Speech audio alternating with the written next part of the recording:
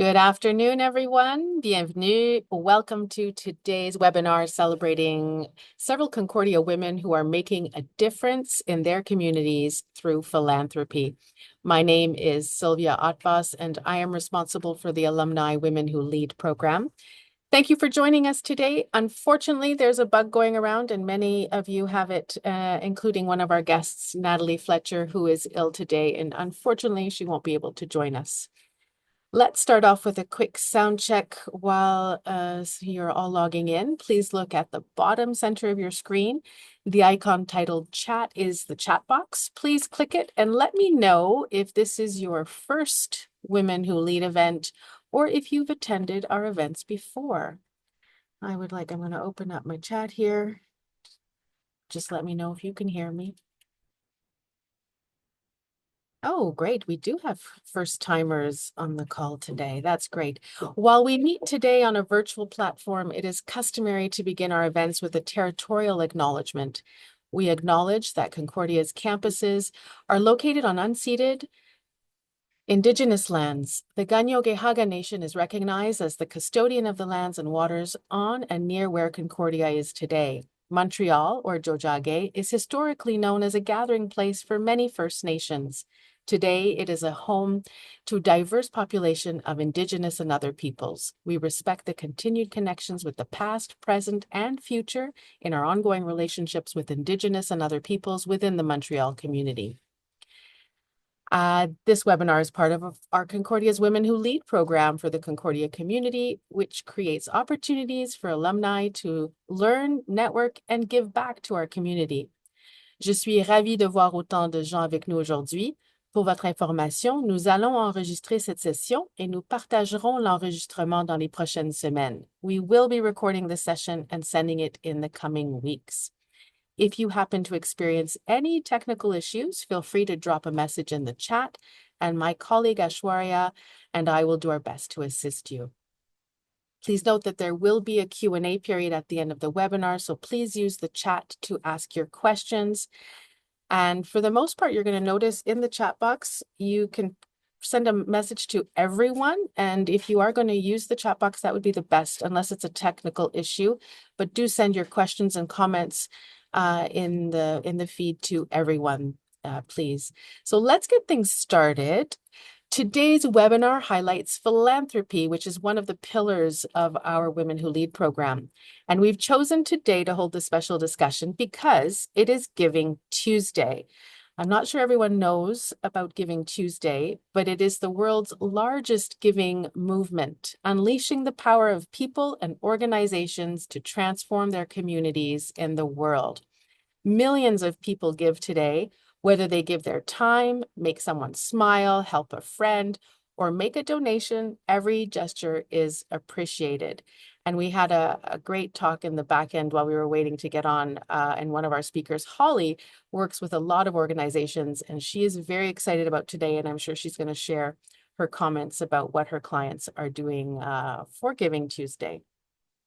So today we have with us three Concordia women who lead the way in making a difference via philanthropy in their personal lives and in the work they do, whether that be running a nonprofit organization, running a family foundation, or helping organizations with their philanthropic goals.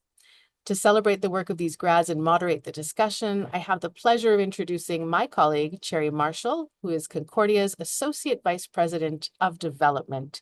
Cherry is a two-time Concordia grad, earning a BA in political science with distinction and an MA in public policy and public administration. She's worked in fundraising for over 15 years, and she joined Concordia in 2017. Prior to her present role, she was the Principal Director of Development at our Faculty of Fine Arts. So welcome, Cherry. We're so pleased to have you. Thank you for agreeing to moderate this panel, and the mic is all yours. Thank you, Sylvia. It's a pleasure to be moderating this panel today on Giving Tuesday. I think for our panelists today and for me, the power of philanthropy to create social change, to address pressing global issues, and even to transform societal structures is at the heart of what we do.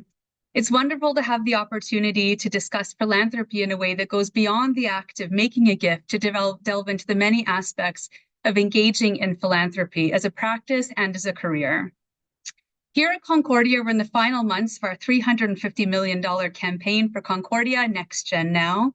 It's been our largest campaign to date and has been marked by incredible investments in our students, our programs, and our research. During the campaign, we've received a transformational gift from Gina Cody to be the first engineering computer science school in Canada named after a woman. We've received transformational gifts for emerging artist training, experiential education, case competitions, sustainable investing, funding for Indigenous students and Indigenous-led programming, smart cities, and so many more. I know that the gifts we receive are changing the lives of those who will change society and ready us for the immense challenges that lie ahead. As we see the increasingly polarized global economy in which the middle class shrinks, what new roles for philanthropy exist? How do we see our work in a world where needs are higher than ever and currently less people are giving? I'm thrilled to have the chance today to hear from our experts, from our two stellar Concordia grads, and to delve into a number of important questions around the world that we work in and care about. So let me start by introducing them. First, we have Kim Anderson. Kim graduated from Concordia University in 2003 with a bachelor's degree in French and English translation and a bachelor's degree in Spanish. She joined the Hewitt Group in 2011 and was appointed vice president in 2017. She was appointed the chief executive officer of the Hewitt Foundation in June of 2018. And Kim is also on the board of the Montreal General Hospital Foundation. Welcome, Kim. I also have the pleasure of introducing Holly Wagg, who graduated with an MA from Concordia in 2004 and is one of Concordia's top 50 under 50. She's the partner and CEO of GoodWorks, a full-service fundraising consultancy specializing in individual giving. Holly has more than 25 years of experience in the charitable sector and is co-author of the go-to book for planned giving, You Can Take It With You, The Art and Science of Legacy Fundraising. In 2004, Holly co-founded the 10 Oaks Project, a leader in meeting the needs of children and youth from 2S LGBTQ+ identities, families, and communities, for which she was honored with a Lifetime Achievement Award in the queer community before she turned 30. Welcome to both of you, and it's a pleasure to have you here today.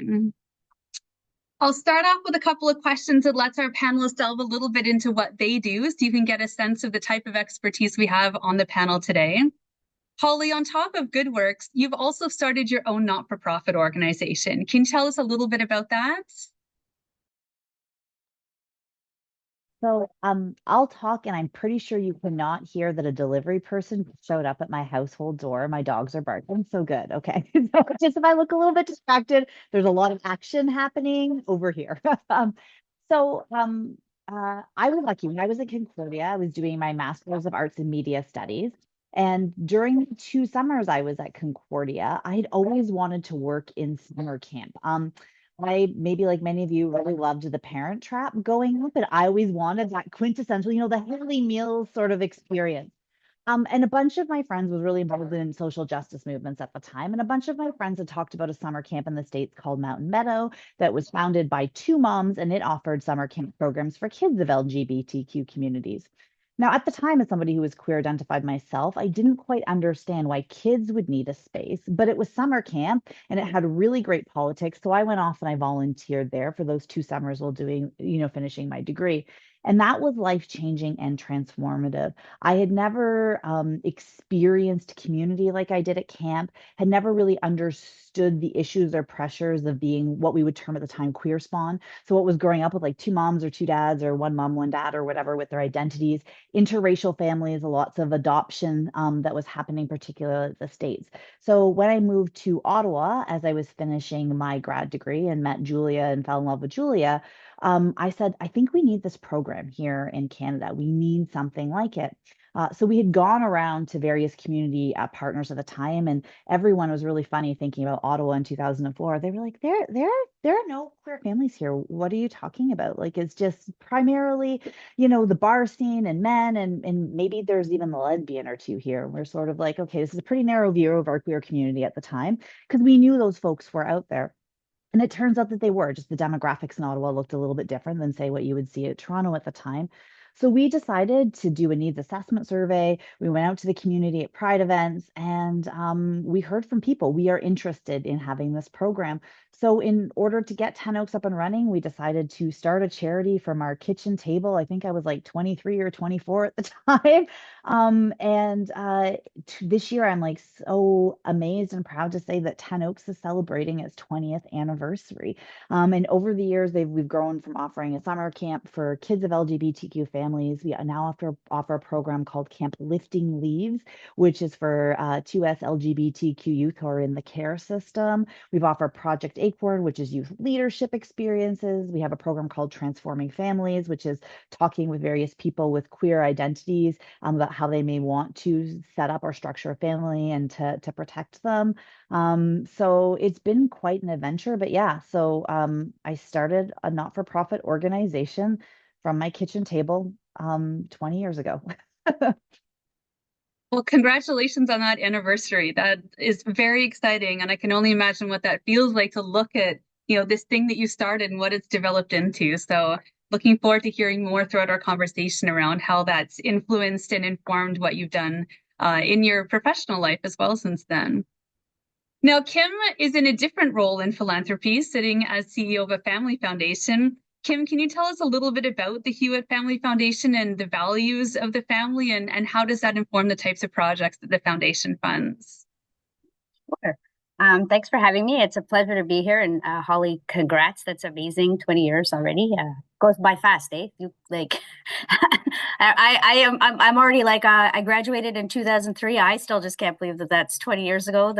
So I can so it goes by fast. So as you mentioned, Jerry, I worked 2011, I was at Hewitt Equipment, and then when they sold the business in 2017, the three values that were at Hewitt Equipment, the first one was caring. So that's the first one that kind of goes with Hewitt Foundation. And it's basically to care about others. So it was always care about your employees, care about your colleagues. So that kind of always follows. And the idea to treat others as you would want to be treated is one of our main values that has guided us to the foundation.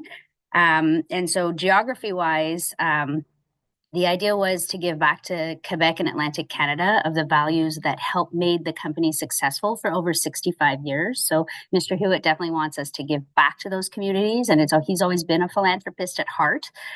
So has always given back. And I was in charge of the United Way Centraide campaign when it was at the company. So it was always get the employees to donate and he would always match it. So same idea as Giving Tuesday, I kind of did with the employees. So it was a great way to encourage everybody and to keep the funding there. So for the values, we definitely look at organizations that kind of collaborate and innovate. So definitely working with other organizations. So whether you're a food bank, but you collaborate with somebody else should you need a social worker to definitely work together and not necessarily expand your mission, but to respect the mission that you have.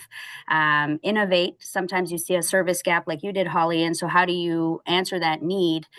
Do you need to create something new? Do you need to get something with somebody else? So kind of innovate and make sure that you have that service gap, that you're kind of, challenging the status quo, but you can have that regularly just with your mission.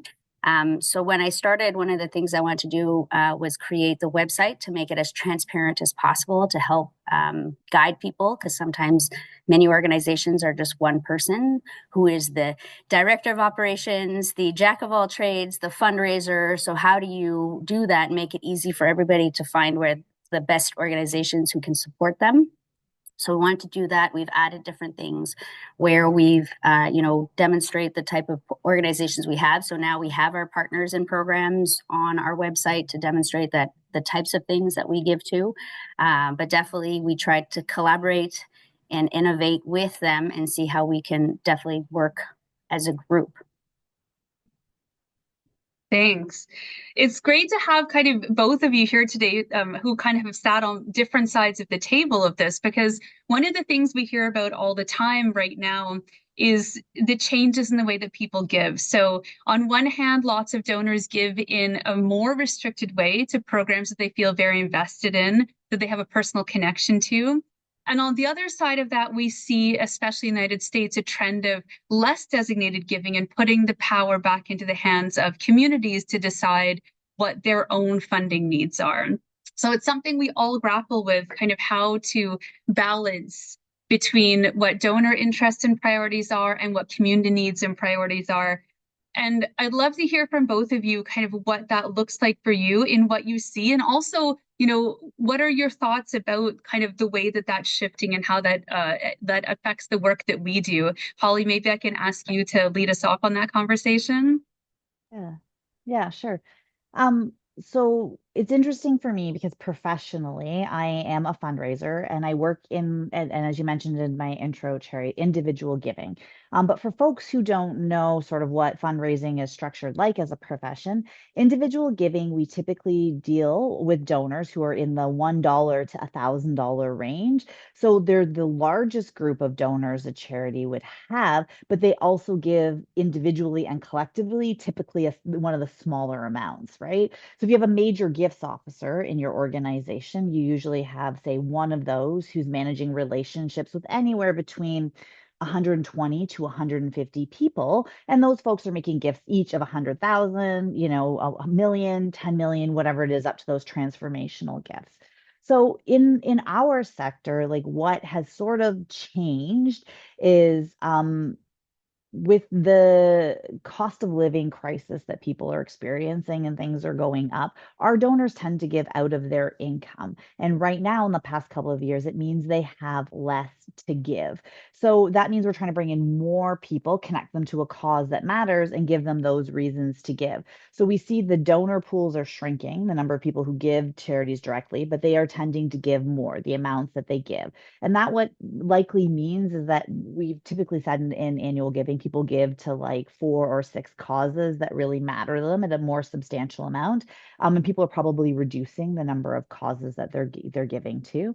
The other way that we see things changing too is it's sort of like a difficult way to describe if you're not familiar with the sector. I don't want to use a bunch of jargon if you don't know it, but it is basically people give in different ways. So now we have things called social enterprises, right? So in order to be a charity in Canada, you have to meet a test set out by the government of Canada. And I mean, as a registered charity, and there are 4 proofs. So you have to be for educational purposes. You have to have the alleviation of poverty. And there's a couple of other things. It's why, for example, minor sports leagues are like never a charity because it doesn't qualify for charitable status. They're not for profits, but they're not registered charities. So increasingly, people are challenging those models of what it means to do community development, to serve a community. What does it mean for an organization that's offering a social enterprise? So I think here in Ottawa, for example, we have Operation Come Home. So they work with homeless youth, and they set up separate businesses, and then the youth can go ahead and they can work in the businesses. Now, that doesn't qualify for a charitable donation or a tax receipt, but people are still giving philanthropically to support those particular initiatives. People are also, with all of the crises and conflicts that we're seeing around the world, that they have connections to another community, or particularly if you have immigrant and refugee populations, they're sending money home. They're helping their family. They're helping their friends that are still in that community. And sometimes that's direct aid. So like we're looking at more of like mutual aid concepts. Even in the queer community, you'll see we have a whole bunch of people who've set up like a trans Christmas fund. So if you want to help trans youth who are no longer living with their family of origin, you want to make sure they have a good Christmas or a holiday, that's the thing they celebrate, then there's a fund of people who are helping folks with that. So we call that mutual assistance. So people and their connections to communities and how they choose to give, and oftentimes it's just not through like a charitable structure, doesn't necessarily mean they're giving less, they're just giving in different places. So that was lots of pieces sort of are going on in that conversation, but that's just a few. I think that's really interesting because we often think people are giving less, but you're right. That's less of ones that are tracked, right? To registered organizations. So it's interesting when the whole model of how we engage with each other as community changes. Right, like the concepts of GoFundMe and Chuffed comes up. So for example, I don't know how Cherry or Kib you structure your personal giving, but I know there's a couple of causes that are very dear to my heart. And if I'm going to make a larger gift, that money was going to go to that particular way because of the cause or connection. So I'll give you an example. For example, this Giving Tuesday, 10 Oaks Project is the 20th anniversary. And for those of you who don't know, my wife Julia died in 2017. She had leukemia. And when she was dying, we had a life insurance policy, and she designated a gift to the Ottawa Hospital, which is where she was treated for her leukemia. And 10 Oaks is a co-founder as a sort of general fund. And the rest of that insurance money came to me, and my job was to invest it. So all of a sudden, I went from not really having any money to having some inherited wealth. And I've let that grow and I've let that invest over the years. And now it's like I don't feel like it's my money. My job is I want to give this all away. Like this is really Julia's insurance to make sure I could raise our kids. And I'm almost at the end of that stage and we'll be good. And I don't need this money. I don't want it. It's her legacy. So I made a donation to the 10 Oaks Project, and that is their Giving Tuesday match this particular year. So like that was a fantastic gift of securities I was able to do for that organization. But I also set aside about $500 or $600 every year in my budget for when people ask me for either the causes that they care about. So they're running a race, or they're doing whatever, a bake-a-thon, bowl-a-thon, whatever. I'll give it to a peer-to-peer event to support that. And this year I have a bunch of mutual aid funds. So I just have a friend whose mother is a postal worker currently on strike, so is not getting any medical benefits, had to have surgery because finally got a surgery date, and there's nothing to cover her rent. She's not showing up on a picket line, so she's not getting any strike pay either. So I donated $100 to help her and chipped in with the collective, and a large group of us have done that. So now she's able to pay her rent for the next 2 months and not be evicted. So there's a bunch of different ways as individuals we can choose to form and shape community around us. And that's something I encourage people to think about when you're setting aside in your budget your money for charitable giving. I also encourage you to have a budget and set aside money for charity in it. But like, it's one of the things like, how do you want to make change? How do you want to have impact on the world? What size of impact do you want to have? And I think small to large individuals to like large structural institutions tackling structural change, those are important to me. So I want to be able to help out both where I can. And Kim, you have a similar challenge in front of you of being kind of a trustee of somebody else's philanthropic vision that you're, fulfilling in the same way that Holly might with, her late partner's vision for what her philanthropic goals were. So what are some of the things that you encounter in terms of balancing what the Hewitt Foundation's priorities are and then what the recipient priorities are, and how do you find, those pieces of magic where they line up together? Yeah, I think that's a really good question, and I think the idea is really to speak. So definitely we collaborate, and sometimes we get a request that is specific and very oh, we made a request for this, and sometimes by speaking to them, by looking at their website, by doing other things, we're like, actually, this is kind of more what falls into where the Hewitt Family Foundation would like to give. So sometimes it's moving it around or finding definitely different things that would align with the whole thing. But there's definitely organizations that are to your point of moving things is, I think for us, some of the things that were happening before we were established as a foundation was we would hear like, oh, you guys are a foundation, so for sure you want a project. Right. And you don't give to the mission, or you don't give to the services that are already established. And I think that's one of the things that we have changed, that if you are an organization that has, for example, social workers, well, obviously that's your mission and your operation. So we actually kind of we will give to that because that's the mission and what you do. So I know that we've heard that from other organizations that have done it in the past. And as long as we can fulfill the role of what my fiduciary duty is to do for the family and do that. And I think one of the things that for us is very different is that, yes, I'm based in Montreal, but the goal to give back regionally is sometimes a little bit more challenging for us because it's much more easy to give when you're located in Ottawa or Montreal or Quebec City. But when I have to drive 5 hours to Abitibi-Témiscamingue, the realities of the region are very different. And sometimes we do that and we go out and we go talk to people because that's part of the mandate is to give back to those communities and to reach out and to no, there are not many family foundations that are out in rural Quebec. There's, they might know that different names, but it doesn't mean that they've heard they will understand the individual donor. They're like, oh, Mr. Hewitt gives, but they don't really know what a foundation is. So we go out, and the whole point is to change that dynamic and to get people to ask, and for us to go and give to those organizations that already fit, but that really fit into the community, to give back, because we had 48 branches everywhere. So the idea is really to give back everywhere that we were.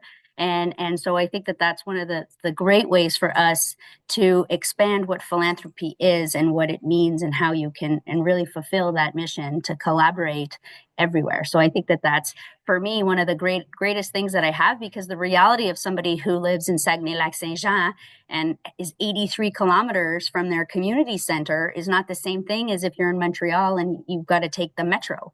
It's very different. So we're trying very much to be truthful and respectful for what was established, but at the same time have a great way to give back and do it collaboratively with everybody, and really fulfill that mission that was established back when it was done in 2017. One of the things you said there about, being able to fund mission and not just projects makes me think about how we measure impact that we make. Because I know one thing that, of course, we struggle with on the fundraising side is how do we demonstrate that impact and the importance of funding not just project-based work, but also all the things that go behind those projects.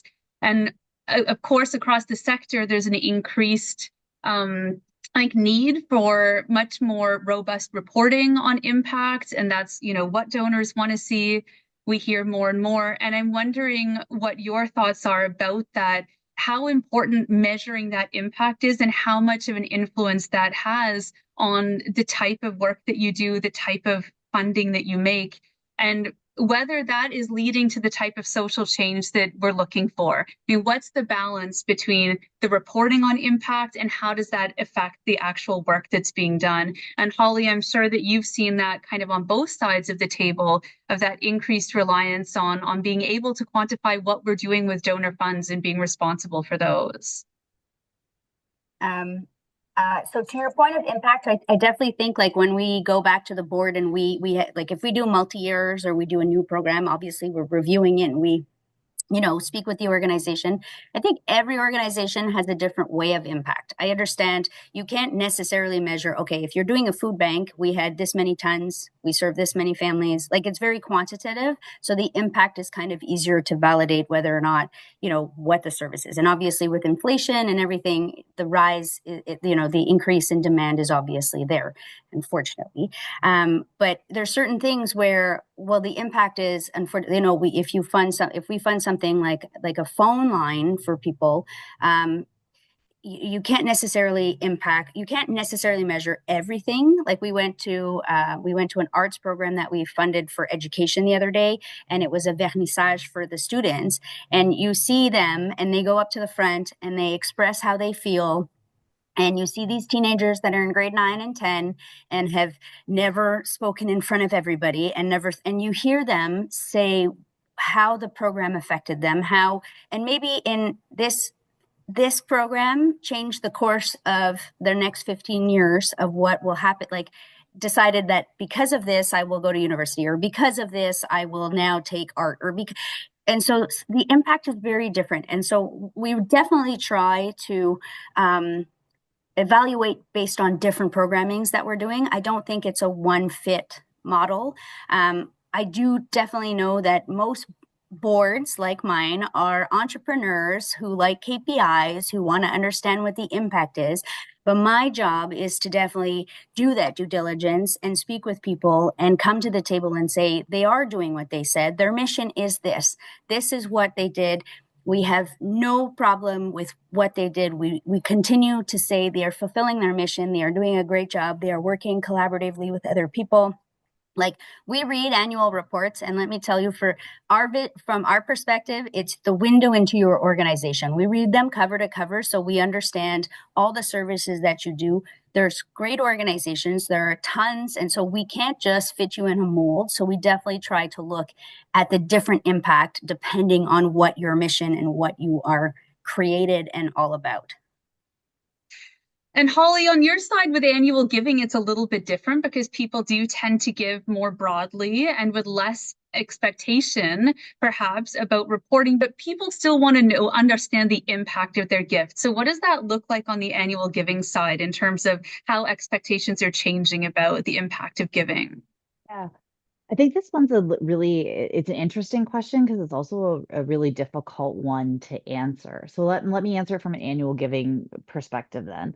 So when a donor chooses to give as an individual, unlike Kim, who's going through and reading cover to cover an annual report and looking for numbers and stats and looking at a theory of change and how you might, create assessment criteria, so goals or OKRs around that theory of change. An individual donor, the impulse to give is an emotional one. Do they feel a connection or an attachment? Does it move them? Does it speak to their soul? Does it, the change that they want to see in the world? And then it's after that emotional impulse that they come with like a rational explanation that your brain comes up about like why you had this emotional impulse or connection. So, in terms of annual giving, my job is to find the best stories that demonstrate that theory of change. And numbers actually undo all of our fundraising efforts. So the more stats that I put into a fundraising appeal, the more likely it turns people into that rational side of brain, turns off the emotional impulse to give, and we're not successful in completing that gift at the end of the day. So, what I like to say is my job with my donors and my causes is helping charities find the best stories that speak to donors in such a way that they can see themselves reflected or what their values are or what it is that they like to see happen in the world in those particular stories. And then sharing the outcomes of the stories that the donors have helped to create through that particular gift. And I would say the greatest gift as working as an annual fundraiser is that I get to talk to direct recipients of a charity all of the time. So I think about this woman just came as an interview I did several years ago. And it was for a university and it was for a planned giving donor. So a donor had left a gift in their will. And in hearing her story, and this will probably make you cry because it still makes me cry when we start to tell it. But she had left a gift or an endowment for pediatrics. So for training the next generation of physicians, because her young son, David, had had a peanut allergy and he was anaphylactic. And he came home one day and he was blue in the face by the time he got to the front door. And he died in her arms in the back of an ambulance on his way to the hospital. And it's not the pediatric piece that's even her biggest legacy. Her law is transforming her legacy is transforming ambulance laws, and that now we have to pull over when an ambulance is going down the road because David did not make it to the hospital in time because nobody pulled out of the way because you didn't have to in the 80s. And so it was like these amazing stories that you get to hear, and I get to tell those particular stories. So sometimes impact like can't be judged on a sheet or measured. And so when I think about when I personally give, I want to know who are the individuals that this is affecting? How is it affecting individual lives? And I also want to know what sort of systems change is this affecting? So this story is a really great one. I'm helping the next generations of pediatricians. I'm making sure that there are more doctors in communities closer to where people need them. But I also changed ambulance laws so that you do not have to worry about your loved one not getting the care they need because they got stuck in a traffic jam on a highway on the way to the hospital. It's a beautiful story, right? And so to your point, Holly, we agree the story is always there, but because I read the annual report, I see Report. all that balance of Yeah. the stats and the quantitative and qualitative. But that's why we say the annual report's your window of all and I love those. I cry all the time every time I read an annual report or I go to an AGM or I go meet organizations because we go and speak to everybody as much as we can on site. And Yeah. I always I'm like, okay, this is when I start to cry. I tell that I'm like, I love it is beautiful. That's the whole point, is how do you help those people? Anybody. That's the whole idea of the impact, is the beneficiary of the outcome of what happened, right? Yeah. And I would say like that the pieces that we're a little bit more reluctant in the charitable sector about, and if anyone here who probably heard of it, but maybe not, but Dan Pallotta on charitable, right? It talks about the myth of overhead and how there's this tendency for folks to say, well, I don't want my money going to administration. I don't want my money going to overhead. And the thing is, there's no way in the charitable sector that's universally accepted about how we count the salaries of people and how we attribute them, whether it's a program or service, or whether it's something to make an organization function. But if you were to look at any other, for-profit sort of organization, you don't limit how much they put in research and development. You don't limit how much they're investing into making a certain technological change or whatever. But that conversation seems to come back when we think about social impact that the charitable sector is doing. So I recognize I am a fundraiser and I get paid for my fundraising work. And as my colleague, Jai Mutu would say, passion doesn't pay my bills. So I do need to get a fair salary for the work that I am particularly doing. But overhead is part of the work. And you're not going to have an executive director that's working with the board to set the mission, to set policies, to set procedures, to put a vision for people for change if you don't have that position in place. Yes, they're not directly serving the population, but they're shaping how everybody else in the organization serves that population. So how should we account for that salary and how should we cover that off? So it's like, Kim, what I really love hearing you say is like refreshing is like, we don't look for projects. We look for core work in an organization. We're looking more for the type of change and impact that you're having. And as fundraisers, a lot of us wish across the sector, more folks who support that work would ask those really good, hard questions and not just to say, how much do you spend of your annual budget on fundraising and administration?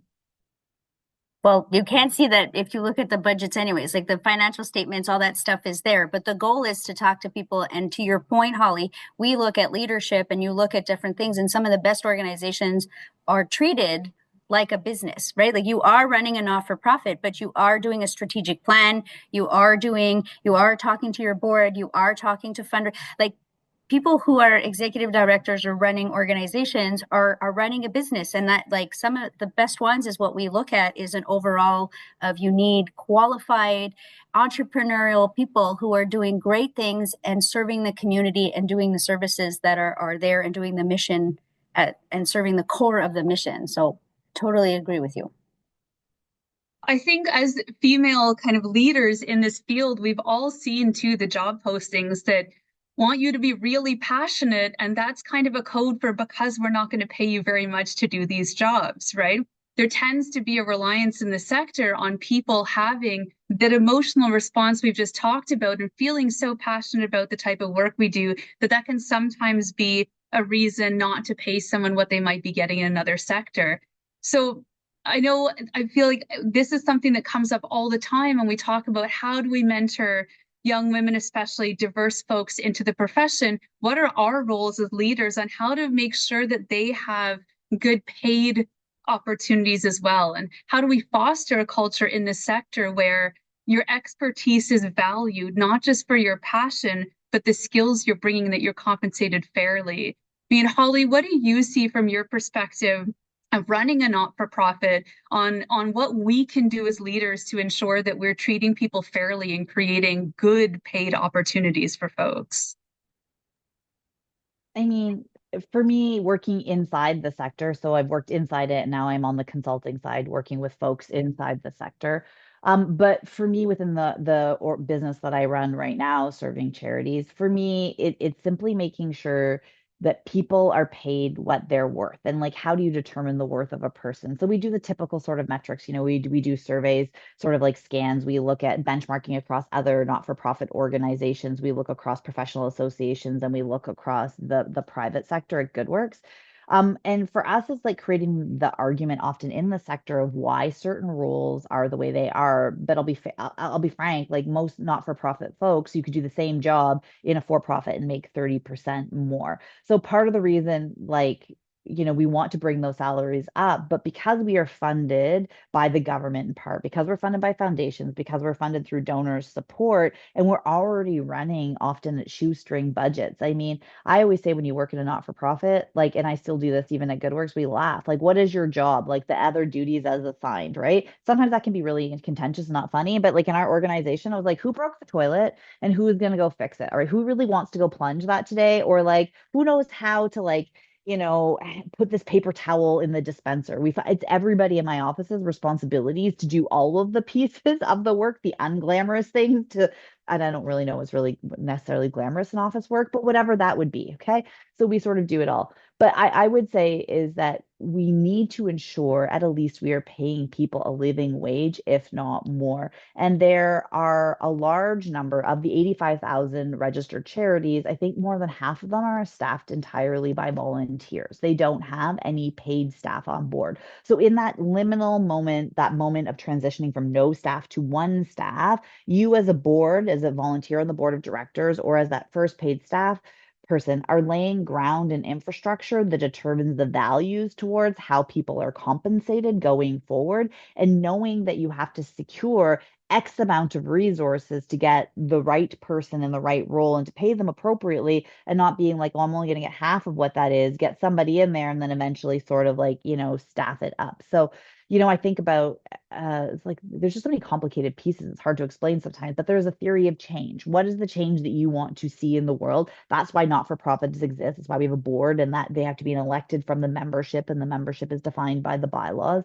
And so I think, what is the change that you want to create in the world? And can you get people to support that? Because you have to have a community in order for your charity or for your cause to exist. And there's not an easy answer towards any of that, I guess I would say. That was a really roundabout answer, so I apologize if there was lack of clarity in that. But like, it's literally setting a value or an expectation and then making sure you have that money before you hire people, and not shorting people in an organization in such a way that they're not paid appropriately. And the roundabout effect is, I like to say to the folks all the time, you can hire this position at the lower salary, but you're not going to get the skills and expertise that you need to do it successfully. So if your donors are investing in your cause or your mission, what is the turnover going to cost you on that role? So if you have to restaff that 2 times in the last year because you didn't want to start it off your lower part of your band at $10,000 more, was that actually a good investment? And most people will be like, no. So let's find that money before we hire that person or add that role to our organization. It's the passion is not enough. You have to have the skills. And as you say, and you have to have enough people who support what you do to get that off the ground. And Kim, I'm wondering, when you look at different organizations' requests, how much does that figure in for you? Do you ever have to say no to people because they simply don't have the administrative capacity, or you don't feel that they have the right structures in place to be able to execute on what they're proposing? Actually, I have said no to certain things, to your point before, because you challenge them. Because I look at it and I'm like, okay, we want this much and we're going to grow. And I'm like, okay, and how are you going to manage that growth? And do you have the staff? Like, you're just going to grow with the staff that you have, but you're already at full capacity. You're already doing this, but over the next 5 years, you want to go and serve 200 more people. And I'm like, okay, but are you hiring anybody? Like, sometimes it's nice, and that's not the point. So sometimes we challenge people on, how are you going to find that person? Or we have many times where, to your point, Holly, you have the ED who has throughout the years been there a while and has for 20 years and has accumulated all the experience of doing everything. So now they just do the accounting because they know how to do it. But if you actually, that person retires, what happens to all those things that you did? Now you're going to have to hire like 3 people to do all those things. So you have to account for that succession of saying, so we've done that with an organization in particular where we knew she was like, oh, I want to retire in a few years. And I'm like, okay, so how are you going to train them, and how are you going to hire? And that represents that person is going to have a salary. You're going to have to hire somebody else who has a different salary. Like, you also have to get there. So sometimes we see and we challenge people to be like, perhaps you start with your accounting so that person can do it. And sometimes you just look at the overall thing of just being like, you run things, it runs great, but you've been doing it by yourself and you know everything of how it rolls. But sometimes you need to think, well, that new person will not know anything, and you've done everything by yourself. So how do we get that now these 3 people that are you are gonna have to replace you? So I agree with Holly in the sense that I think I think there's a change. I think people are understanding that, we've also had people that when they present something, we'll ask them, be like, okay, you want to do this project, but you're already doing A, B, and C. So who's going to take on this if now, like, if you're taking on this new project, then who's doing all the other things that you've done? So, count it in your project. Like whether that person is now going to do 20 hours of this specific project, included in the budget, because it is part of the salary that's going to go in this that you're going to do or something. So we do definitely work with everybody to try and be like, if you are doing this, you need to count for somebody who's going to be able to do that. If you're doing social media because you want to get new people, well, who's doing your social media?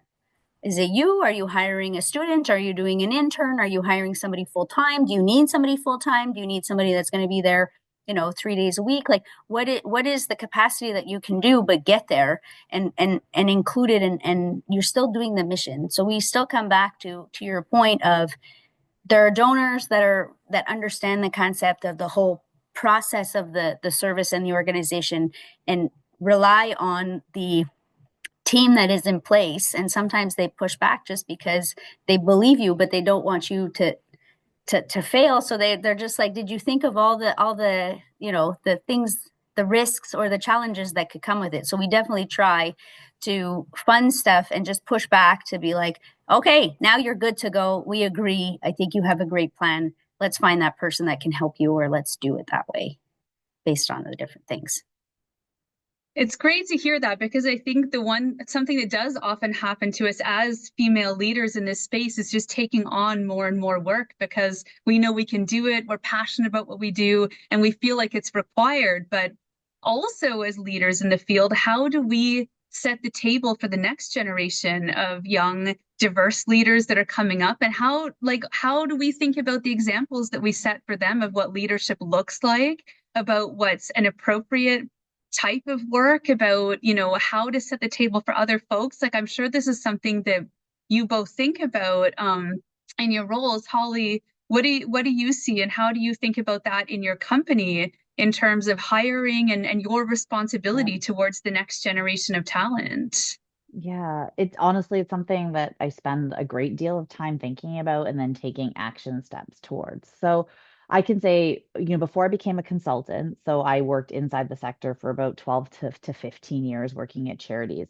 And one of the greatest challenges as a staff person, particularly having started on the marketing and comm side and then moved over to fundraising, is a lack of training or development, both in the capacity of leadership and now that I go to annual giving as a fundraiser. So in Canada and generally worldwide, there is actually no educational program at this time that teaches anyone how to work on direct mail. So our agency does direct mail, digital giving, and legacy giving. We work in those three pillars. And there used to be professional or post-grad fundraising programs, and they would talk about special events, and they would talk about major gifts, and they would talk about digital. But even as a professional fundraiser, my designation is called a CFRE, so a Certified Fundraising Executive. It is now 2024. I wrote my test in 2010. I started my chops as a digital fundraiser and back in the early 2000s with the 10 Oaks Project. Okay. When I wrote that test in 2010, there wasn't a single digital fundraising question on the test. And in 2024, there's still not a single digital fundraising question on that test. So that just tells you about, we are training folks, especially as a consulting agency. When I go to hire, I have to hire somebody who at least has 5 to 10 years or more experience in annual giving. So finding that person is really hard. And historically, people fell into fundraising as a profession. It wasn't like you woke up one day and said, I'm going to ask people for money for the rest of my life. And I actually see my job as matching people really as more of a matchmaker. Like, what are your values? What do you care about? Let's find these causes that speak to you and where you can make the difference that you want to make in the world. So there's this one thing is I don't have a huge body of talent. So one of the things we do at GoodWorks is we've designed our structure to bring in staff who have talents in other areas that are relevant to our business, but may not specifically know what we're doing. So we have our digital fundraisers. They may have worked in the for-profit sector, but we train them particularly in how we do fundraising for our clients. We have print production specialists and we have some graphic designers, and some of our account managers even may have not worked in the sector before, and we can train them up. But our senior people also already have to have a certain amount of experience before they come with us.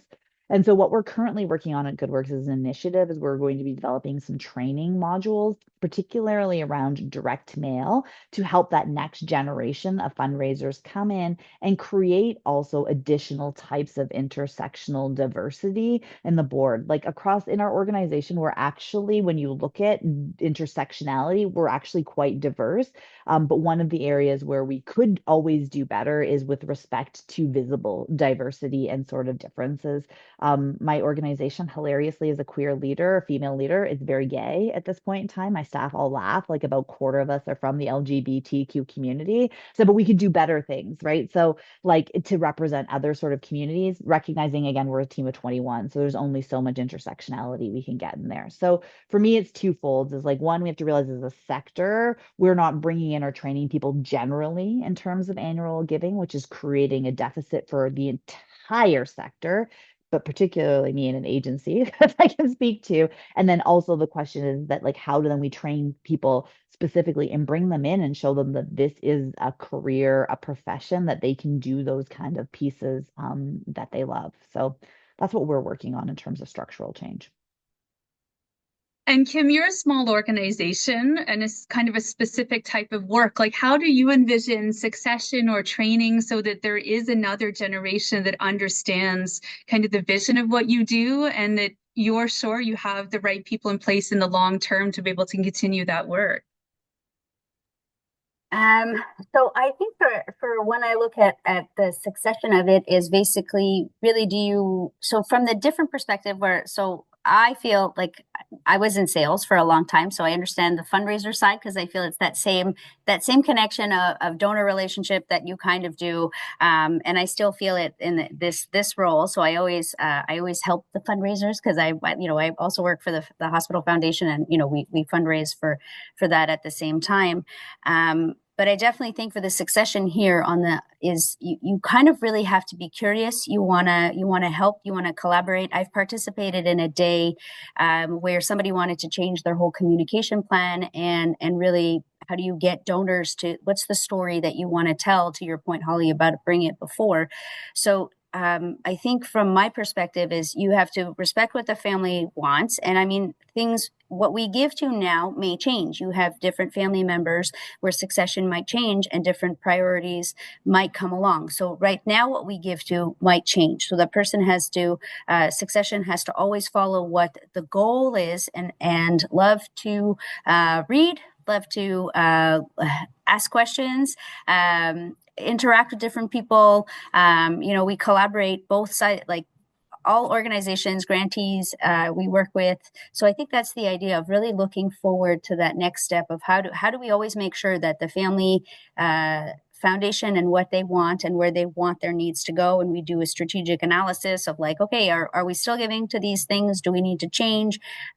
So I think that's the idea of always making sure that it's that the family's goals of what they would like to do are met and to ensure that that's done properly. So we try and make sure that that's how we move forward with it. Well, I can see we're coming up to the top of the hour and we're going to have some questions to answer. So maybe before we move to the questions here to wrap up, because we are also doing Women Who Lead, what is some advice that you would have for women who are interested in pursuing a career in philanthropy or social impact or not-for-profit leadership? If you could go back in time and think about when you were starting out there, what piece of advice would you give? I can see everyone's deep in thought. Holly, what would you say?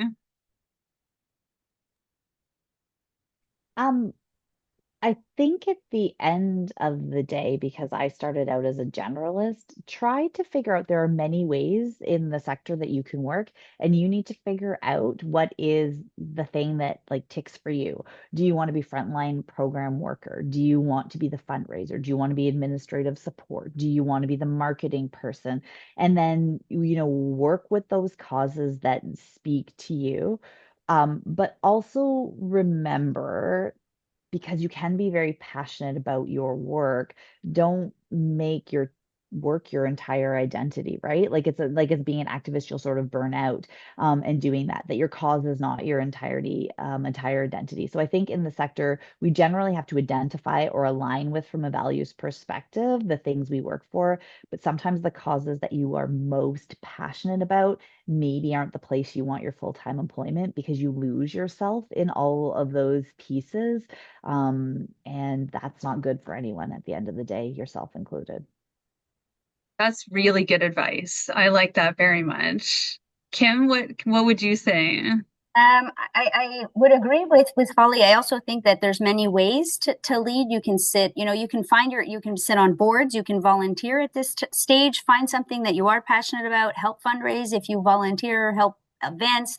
There's many ways to do it. I definitely think that, you can be on the fundraiser, you can do events, you can do an ED. There's so many options that you can figure out in philanthropy. It's a great way to get involved.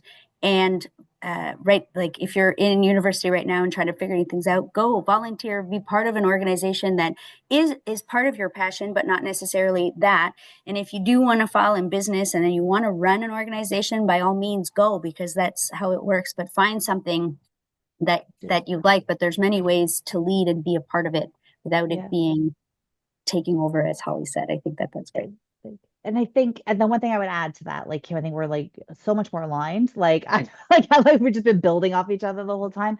But like leading people does not have to be the next step up in your career. Like not everybody is meant to manage, and management is a separate skill set. And in the not-for-profit sector, what we tend to do is that we find people who are good at an area, and then we say, teach everybody else how to do your job. And that doesn't mean that you're either going to like it or you're going to be good at it. So when the time comes that you choose that you want to manage people, make sure you put in as a prerequisite, just like you should be negotiating for your salary in the sector or wherever you work, make sure you put as a prerequisite that there is actual managerial training for you, because that does not exist in any in any organizations or the not-for-profits like AFP, CAGP. There's very little leadership training that's given to you. So yes, we can tell you to find a mentor, but there's probably not actually in most organizations enough people. They're not big enough to find a mentor in your organization. So maybe you're going outside.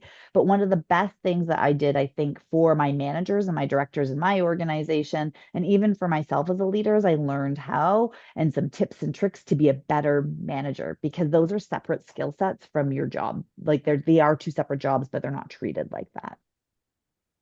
Well, totally. And to add to Holly, I've been lucky to have managers and bosses that I've been paid for the job based on what it is. So to advocate for yourself is also one I think that's important, of knowing what you're worth, no matter what job you take moving forward, to make sure that you know your value and what it is. So to make sure that that you advocate for yourself, because you're always your own best advocate. So I think that's important.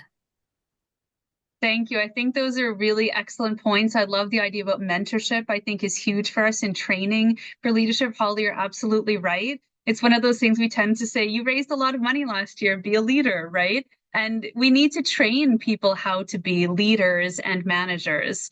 And thank you very much for all of your advice. I think that's all extremely relevant, especially to younger folks entering the field. I'm going to switch over to some questions now. I see there's some great questions coming in.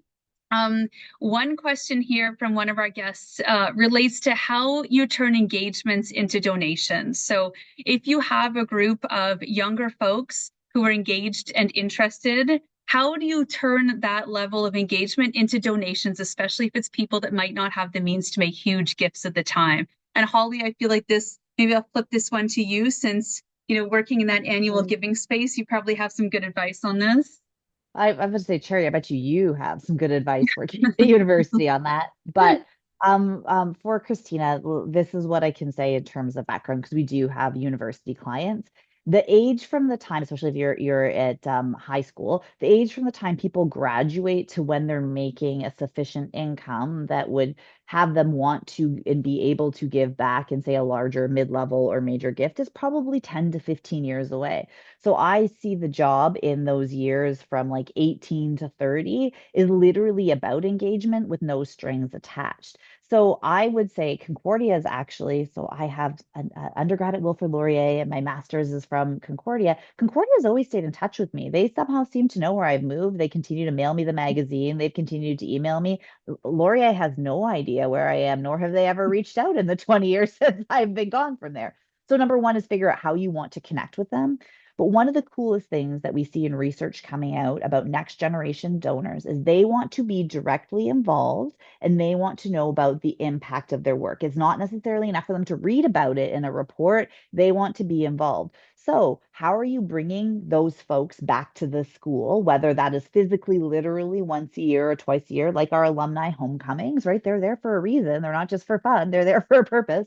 But how are you bringing them back? Or how are you creating opportunities for them to mentor students or get involved in other programs the school is offering? What about virtual? Like any sorts of ways that you can find them, whether you have an alumni committee. I think about our art gallery here in Ottawa. We have like a young patron circle and they come together for a couple of Sanka sets and they do peer-driven fundraising initiatives. So what you are thinking about is developing literally a 15-year engagement plan that you will see some smaller amounts of money come in. And by small, I mean it could still be in the thousands, maybe even tens of thousands, hundreds of thousands of dollars until they get to that age where they might want to go more. But you have to give more, sorry, but you have to remember that you need to have mattered to their existence. So if they do not feel that high school experience was transformational to the adult that they become, they are not going to go give back. So you can only create part of it. You're also heavily relying upon the staff at your school to create the other half of that experience.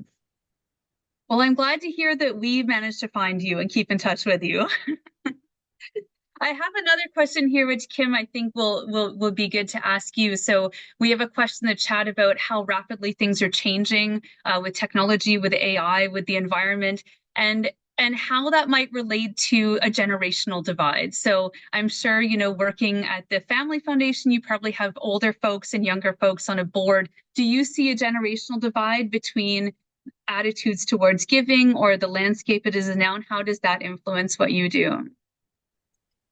There's definitely definitely a age difference, obviously, because there's different generations sitting at the table. But I think that's the whole point. I believe in diversity of having that person. I also sit on a communications committee, and I think that's the whole point. You want to make sure that if you're doing something, that you're covering all aspects of who you're reaching. You need to reach the 80-year-olds, but you need to reach the 20-year-olds. You need to reach that divide. So having everybody there make sure that, like, if you're doing something and you're doing a marketing campaign or you're doing anything that's trying to speak to everybody, well, everybody reacts differently. So I think that's definitely a thought process that we look at. And I'm putting my fundraiser hat on because I think that's the idea of making sure, how do you talk to everybody? And not everybody has the same thing. Some people are fed up of having 25 emails in one day regarding something, and somebody else is like, well, I never check the mail, or I never do this, or I don't listen to the radio. I only, so there's many different things. So I think having that variety and that age difference sitting at the table is the whole point, because you get different aspects. So that's also the other way that we definitely look at different organizations. When we look at the board, do you have that diversity of age, of different demographics, because I think that's the only way to make sure that you are able to kind of hit all the heads up, to make sure that you're not forgetting anybody. Yeah. Well, I think we'll probably have to put a pin in this here, because I know probably people are on the table have to get back to their afternoons, but thank you so much for this engaging conversation. It's really a pleasure to be able to have the chance to speak with both of you, and for our audience to be able to hear your expertise and your experiences. So I'm going to pass it back over to Sylvia to wrap us up. Thank you, everyone, for attending. It was such a passion. Your passion, all three of you, really shines. And I know passion doesn't pay, as Cherry said, but I think it does help. Particularly when I was like, how many hundreds of times do fundraisers here? No, but we still remain passionate in the jobs that we do and undertake. So thank you for participating on this Giving Tuesday. Thank you for all for listening. Before we say goodbye, I want to invite you to our Women Who Lead LinkedIn group, and I would love it if you could join. We have about over 1,060 members now. I post upcoming events, all the amazing things our alumni are doing, and events on campus as well. Ash will put the link in the chat. Today, as I mentioned, it's Giving Tuesday, and if you've been on a webinar before or at one of our events, you know that we raise funds for the Women Who Lead student bursary, and we've raised close to, or over, I should say, $45,000 since its inception in 2016. This bursary does have an impact on women in our community, students who are in need, and that helps them continue their studies. So we were talking about stories and impact, and they share that this money really does help them get through their school year. So if you've enjoyed today's free webinar and would like to help a female student in need, please click on the link that Ashwarya put in the chat as well. Any donation. Sometimes we think the word philanthropist. Am I a philanthropist? That means millions of dollars. Well, you know what? If you donate $1, we'll be happy. So I do urge you to donate to the fund. This is our last Women Who Lead webinar for 2024. I wanted to thank you all for your continued support throughout this year. We will start up in January. The event I'm working on now, I have something caught, is the Wild Talks lecture, and it is going to be a fantastic event. It's not a Women Who Lead event, but it's with renowned photographer Edward Bertinsky. I'm sure you have seen his work. It is something that you will not want to miss, and it's in celebration of our 50th anniversary here at Concordia. The link to buy tickets, they're only $10, and I really urge you. It's not virtual. It is an in-person event, and it is selling out. We've sold over 500 tickets so far. So please do attend. That's January 22nd. Thanks again, Cherry, Kim, Natalie, who's not here, and Holly. Thank you all for joining us. Happy Giving Tuesday. I look forward to seeing you in our LinkedIn group, and I want to wish you all happy holidays that are coming up, and a great rest of the afternoon. Bye. Thank you. Thank you so much.